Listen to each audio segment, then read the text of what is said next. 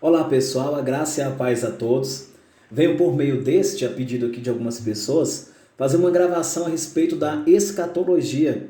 A questão aí do coronavírus despertou novamente aí algumas correntes escatológicas populares a respeito aí da vinda de Jesus, da parousia de Cristo. Eu digo populares porque as teologias concisas, interpretativas, exegéticas, hermenêuticas, que estão firmadas no texto bíblico, elas não estão necessariamente voltadas para os acontecimentos históricos ou contemporâneos.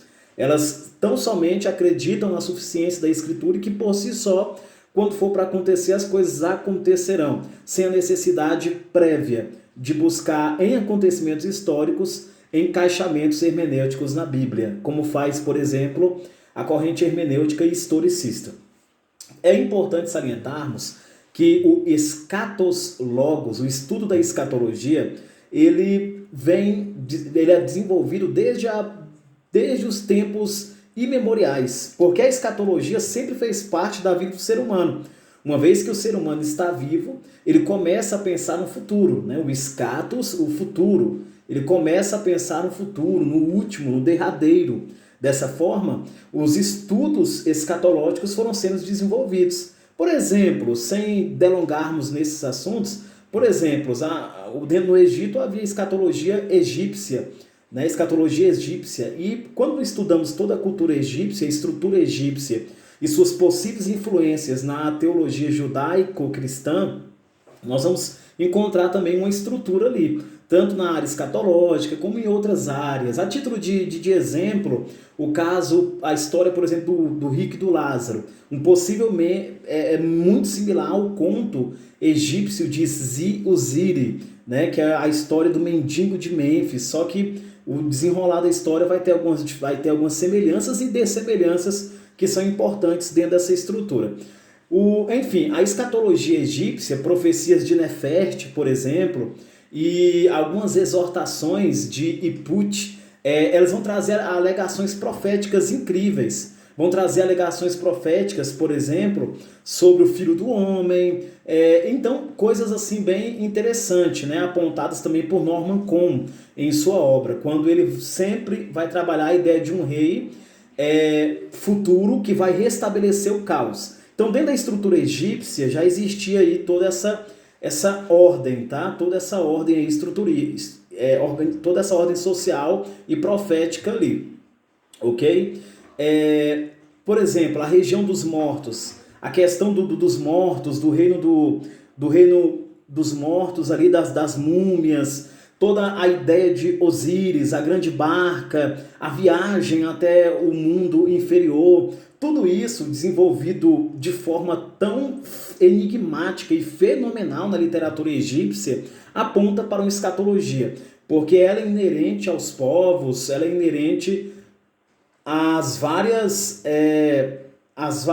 vertentes, a várias ideologias. Toda ideologia possui uma escatologia, dentro da ideia de libertação, ok? Também podemos citar admoestações de Ipurhuev, que é um longo texto hieroglifo egípcio que vai tratar sobre pessoas profanas, pessoas que se não se arrependerem. Enfim, é uma sessão profética que apresenta também um redentor para aqueles que se arrependerem, aqueles que estiverem buscando ali e realizando os rituais religiosos, ok? Mais à frente também, os próprios egípcios vão desenvolver algumas ideias, né? A ideia de um salvador, a ideia de um Mashiach, de um Messias, que eles também chamam de filho do homem, um triunfante, né? Então, a escatologia egípcia ela foi desenvolvida, ela teve lá a ideia de um salvador triunfante, um filho do homem, um redentor. Então, ali é uma escatologia, porque a escatologia está em todos os lugares. Lá na frente vai ter o Zaratustra, por exemplo, também entre os persas, que vai trazer uma ideia também escatológica, né? A ótica escatológica aí do Zoroastro ou zoroatrismo, onde ele vai trazer definições milenaristas. O que eu quero dizer com isso? Com a ideia de que haverá uma era de paz, uma era de felicidade, uma era bem desenvolvida ali entre os humanos. Então, perceba que a escatologia ela é pertinente aí nessas civilizações. Então, eles apontam sempre aí em que os humildes herdarão, alcançarão um aperfeiçoamento ético, alcançarão uma ideia, uma vivência num mundo vindouro real, em que eles serão fartos, em que eles serão prósperos, em que não haverá doenças, nem morte, nem fome. Então, no zoroatrismo também possui essas ideias. Ele traz aí esses significados que são pertinentes. De qualquer forma, é sempre bom analisarmos, fazer um diálogo aqui da escatologia geral e da escatologia bíblica. A escatologia geral, ela é, portanto, os estudos sobre o que os povos, de um modo geral, todos os povos, em todas as culturas, pensavam a respeito do futuro. Uma vez que, repetindo, a escatologia é inerente ao ser humano. Ela é inerente ao ser humano. A própria ideia do mito fundante ou do núcleo histórico traz isso. Ou seja, a hipótese do mito fundante do núcleo histórico é que todas essas ideias, esse corpo, esse arcabouço de ideias, possui lá atrás, em alguma civilização, um mito de onde saiu dali para as outras civilizações. Só que é importante salientar nesse sentido que quando esse mito fundante ou esse núcleo histórico saiu para outras civilizações, ele foi enfeitado por cada cultura, por cada povo, pegou aquela ideia inicial e enfeitou com suas próprias ideias. A ideia que nós cremos é que a escatologia bíblica judaico-cristã é onde se encontra a revelação perfeita, completa de Deus para a humanidade. E nesse sentido, vai ser desenvolvido o quê? Vai ser desenvolvido a escatologia bíblica, né? A escatologia bíblica, que é o estudo escatológico do futuro baseado nos textos sagrados, baseado nos textos bíblicos. Vamos ter grandes autores trabalhando a ideia da escatologia. Um exemplo é George Led, em 2009. Uma obra publicada aqui do Brasil, melhor, a edição de 2009 de George Led. Ele vai trabalhar muito bem essa questão aí da escatologia bíblica de forma fenomenal, apontando que o conceito de Deus no meio do povo desenvolveu a ideia escatológica, ou seja, qual é o conceito que temos de Deus? Que ele é libertador, que ele é redentor, que vai vir um rei. Então esse conceito foi desenvolvendo no povo uma ideia escatológica junto desse conceito, inseparáveis, certo? Inseparáveis. Então ele aponta que o conceito de Deus ali desenvolvido dentro de Israel, um conceito redentivo, é que aponta para a esperança escatológica. O Vriesen, ele também vai trazer que a escatologia ela não começou apenas de forma dentro de um âmbito sociológico, dentro de um âmbito conceitual. Ele já vai apontar que o sofrimento do povo que vai gerando anseios de libertação, anseios de querer uma vida melhor, é que desenvolve aí a escatologia, é que desenvolve aí a esperança de futuro no meio desse povo, ok? O Vriesen vai trazer essa ideia. Mais à frente teremos também, podemos citar aqui o Anthony Huckman, né, a sua grande obra, a Bíblia e o Futuro. Ele vai mostrar que a escatologia ela faz parte, ela é o coração da mensagem do Antigo Testamento, é escatologia, né? A mensagem do Antigo Testamento está voltada para a escatologia, na própria ideia da promessa mãe, né? Segundo o Anthony Huckman, que a promessa mãe, o Gênesis 3:15, já aponta a ideia de um descendente que ferirá a cabeça da serpente, ou seja, já aponta a ideia desse redentor, que é a promessa mãe. Então, no Antigo Testamento já possui aí uma série de apontamentos escatológicos. No desenvolvimento pós-exílico também do povo, teremos essas desenvolturas escatológicas de forma mais intensificadas, pois dentro ali do exílio, o povo anseia por uma expectação em que o Messias vai libertar eles, em que o Messias vai levar eles para a terra deles de volta, vai tirar eles ali da Babilônia, sendo subjugada pelos povos, e vai levar de volta para a Palestina. Então, perceba que de forma maravilhosa que a perspectiva veterotestamentária ela é intrinsecamente escatológica. A própria figura de Deus como um rei que governa tudo, a figura profética estabelecida em todo o hagiografismo da literatura veterotestamentária aponta aí para o futuro, certo? Já no Novo Testamento nós vamos ter na escatologia, uma escatologia já completamente desenvolvida. É a famosa tensão, segundo George Led, entre o já e o ainda não. O já, a chegada do reino de Deus, e ainda não, porque ele precisa ainda ser plenamente finalizado, plenamente consumado. Então, é a tensão do já e do ainda não. Essa perspectiva é a perspectiva na escatologia ali bíblica do Novo Testamento. Pois o próprio Cristo, ele é essa escatologia. A encarnação dele é essa escatologia e é a tensão entre o já e o ainda não.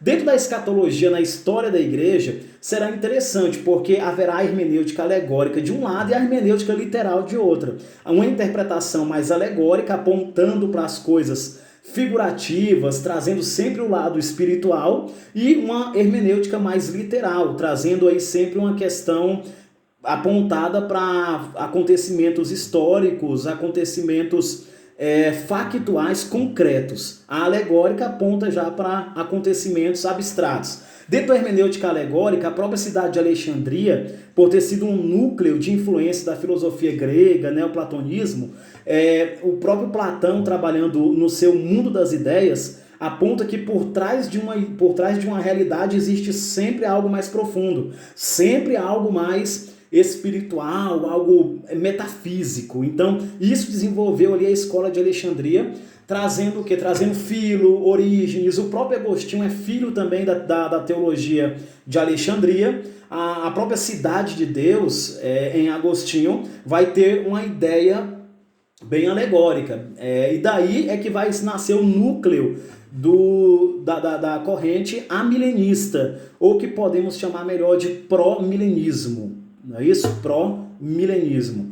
É interessante que a hermenêutica literal, que vai trazer mais uma ideia milenarista, buscando a literalidade dos fatos, vai trazer ali mais a escola de Antioquia, apontando Irineu, Hermas, Justino, Teodoro de Mopsuestia. Então, esses estão fincados ali, focados já na hermenêutica mais literal.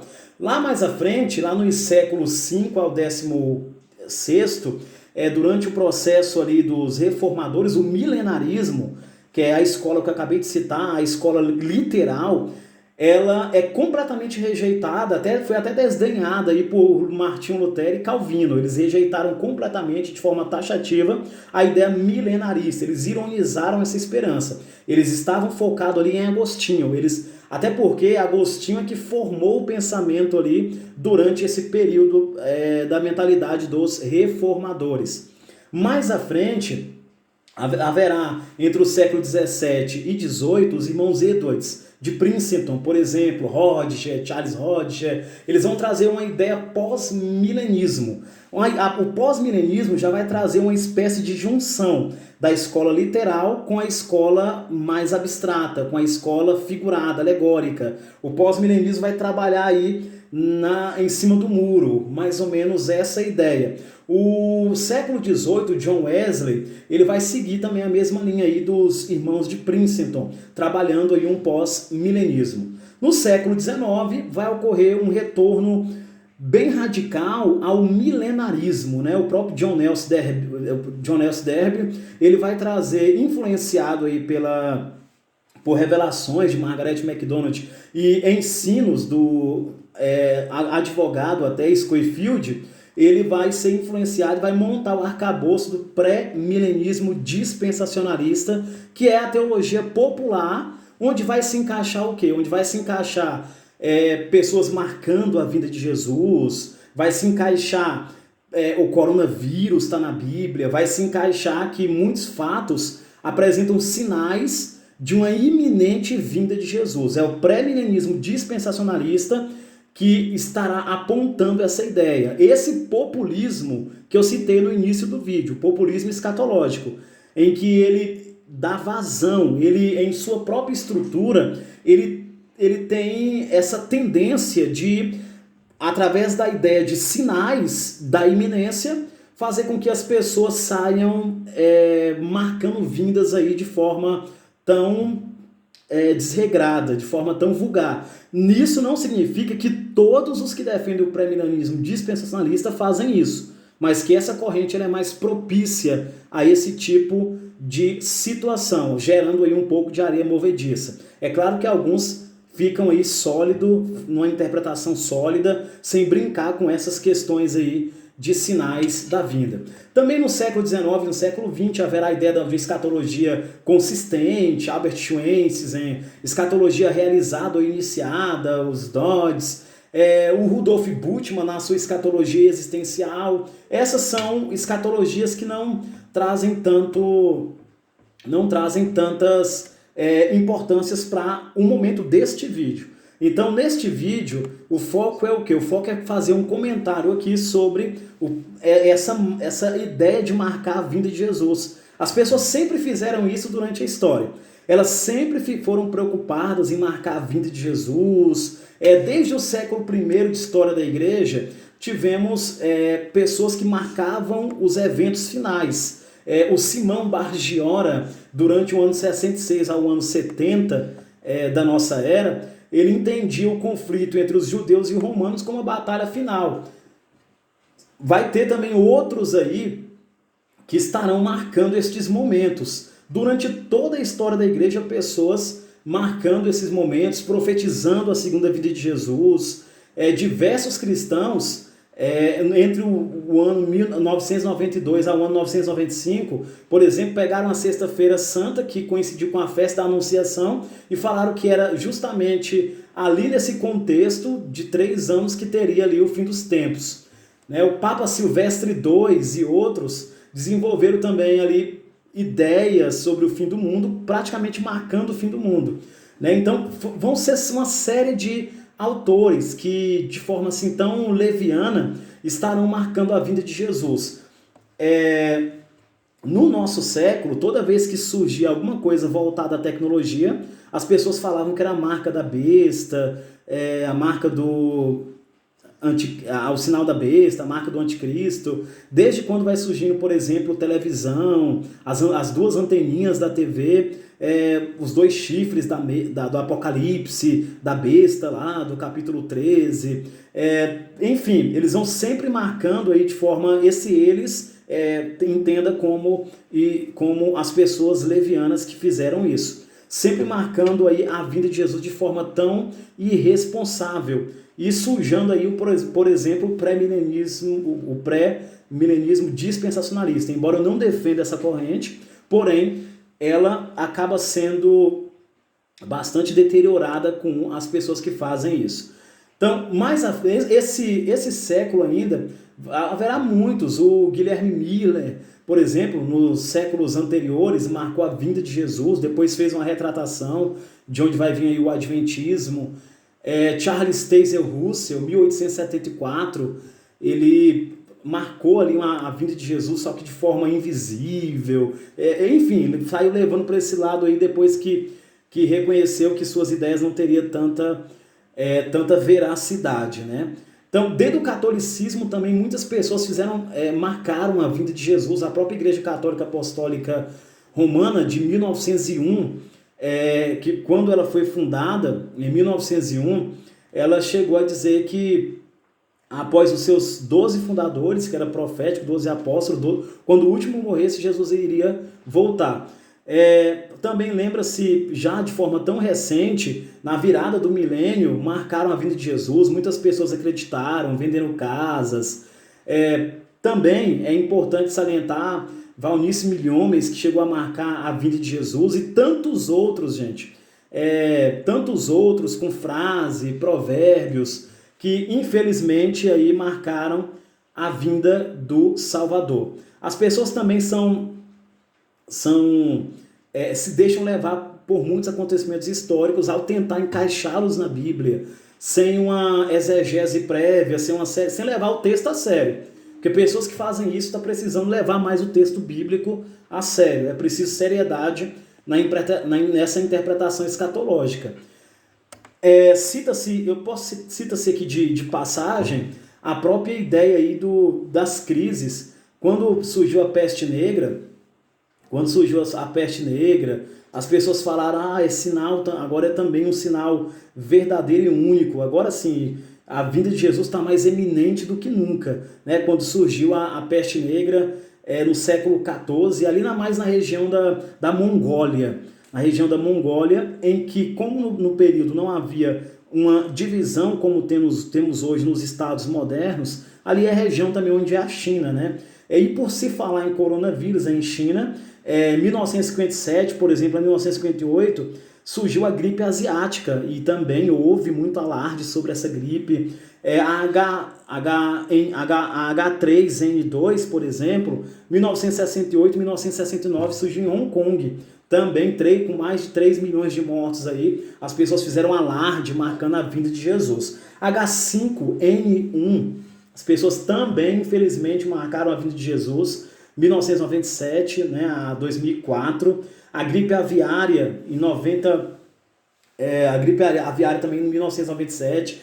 A SARS também em 2002, e sempre as pessoas marcando a vinda de Jesus. E agora a Covid-19, né? Que estamos vivendo nessa crise pandêmica e as pessoas estão quase colocando datas para a vinda de Jesus. Então tudo isso são meras especulações, não tem qualquer base, isso não representa uma teologia séria, uma interpretação bíblica séria, não representa uma escatologia que é estudada de forma séria pela academia, representa apenas populismos escatológicos entre o povo que surgem de perturbações psicológicas, de crise de ansiedade, estresse, e a tentativa de mostrar espiritualidade acima das demais pessoas. Então surgem assim de forma tão arrogante, narcisística, de pessoas que tentam marcar a vinda de Jesus mostrando-se mais espirituais do que as demais. Não cabe aqui, na interpretação bíblica, marcar a vinda de Jesus. Como o próprio Senhor Jesus foi enfático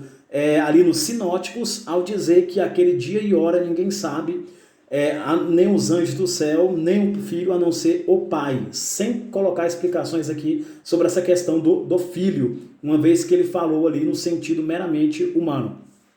Então percebam que existe aí essas marcações de datas que são bastante levianas. A questão dos Simpsons, pessoal, os Simpsons surgiu aí, se não me falha a memória, desde a década de 80, né, que surgiu aí os Simpsons. Então é importante salientar que as indústrias cinematográficas americanas sempre focaram o conflito, a famosa Guerra Fria.